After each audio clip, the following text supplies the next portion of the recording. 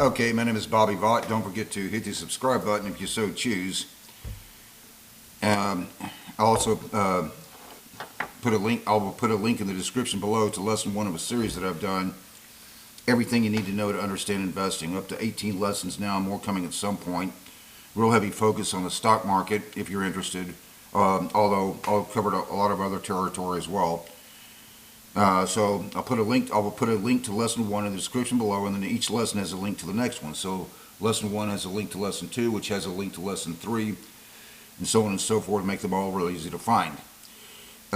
This presentation is not about that, however. The other part of this channel is also do what I do a lot more of, a lot of political, social, economics commentary, that kind of thing. So I'm 65 years old. I've been politically outspoken since I was about 18, so call it about 47 years now. I've heard a lot of people say a lot of really dumb things. I've never seen anything quite, I can't remember anything anybody's ever said that was quite this bizarre. Okay, so I try to set this up a little bit. I was on my Facebook, on my phone, and on the Facebook feed, I mean, this thing pops up, this video about Israel and its enemies, and there was a comments section. A whole bunch of people were getting in on the comments. I mean, there was like probably, I'm not sure, maybe 50, 60 people getting in on this conversation about Israel and its enemies. And you had this group bantering over here, and this group bantering over here, and this group bantering over here, and I decided to get in on it.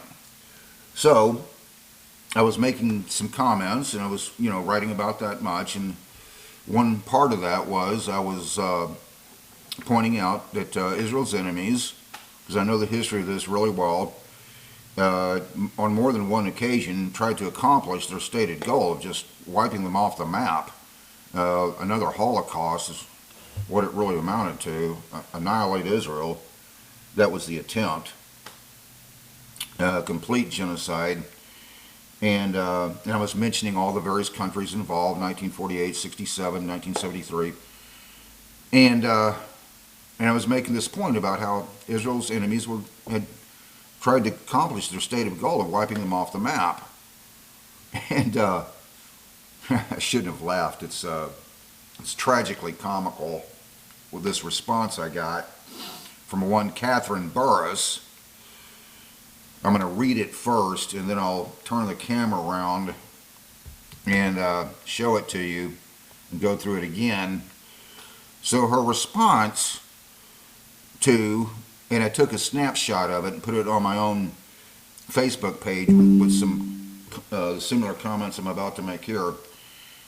So her response to my point about Israel's enemies were trying to annihilate Israel, effect another Holocaust, and her response, "Too bad they didn't succeed," she writes. I see something like that right away. I know this is going to be interesting and bizarre. So I'm waiting to see what her justification for that is. She writes, "Too bad they didn't succeed. Palestine would be a beautiful place to visit if it were not for Israel." Yeah, well, I would have to kind of question whether the Palestinians would make it a better place to visit, considering there were 49 Americans killed on October 7th, 2023, but I'm trying to get to a larger point here. Okay, she continues. "Too bad they didn't succeed. Palestine would be a beautiful place to visit if it were not for Israel. Their people a joy to meet, I'm sure." She means Jews, that's what she's referring to.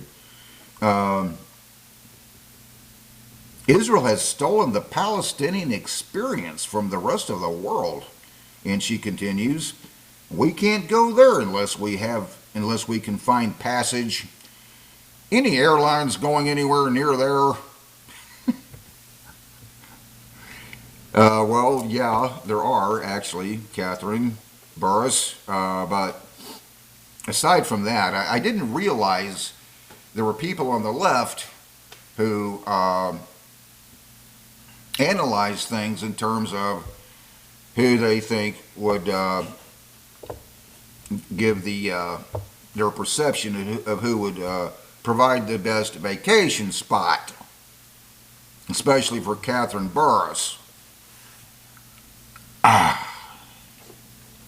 Now, what if a country says, okay, well, you know, based upon our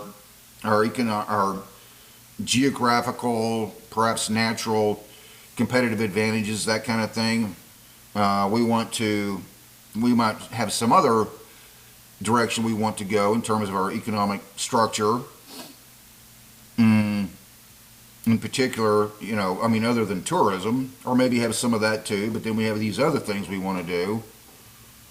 I mean, it's just absolutely fascinating that somebody would make the justification for a Holocaust, according to who she perceives would be Catherine Burris, the best tourist vacation spot, or how did she put it, the most beautiful place to visit. Wow. Well, already then. The weird part to me is, when I'm thinking about this, I mean, it's not as though somebody just spoke something and didn't really take the time to think it through. No, she had to sit down and write this. She had to proactively think about what's the message she wanted to convey to write it, and that's what she came up with. I'll turn the camera around and show it to you. So here's the snapshot that I made right here. There's the snapshot, what she wrote. Here, there's my comments right there. It's basically, you know, the comments basically just exactly what I spoke to you just now. Her response to an attempted Holocaust, annihilate Israel. Too bad they didn't succeed. Palestine would be a beautiful place to visit if it were not for Israel. They're people a joy to meet, I'm sure. Israel has stolen the Palestinian experience from the rest of the world. We can't go there unless we can find passage. Any airlines going anywhere near there? Wow. I mean, that is the pinnacle of narcissism. I don't know anybody who could be that narcissistic if they proactively tried to accomplish the feat.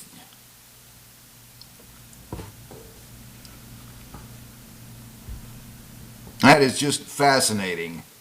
Fascinatingly bizarre. Whew. I'm going to leave it right there. Don't forget to hit the subscribe button if you so choose. There's also that series that I did, Everything You Need to Understand Investing. I'll put a link to lesson 1 in the description below. Until next time, hope life is treating you well. You have a great day.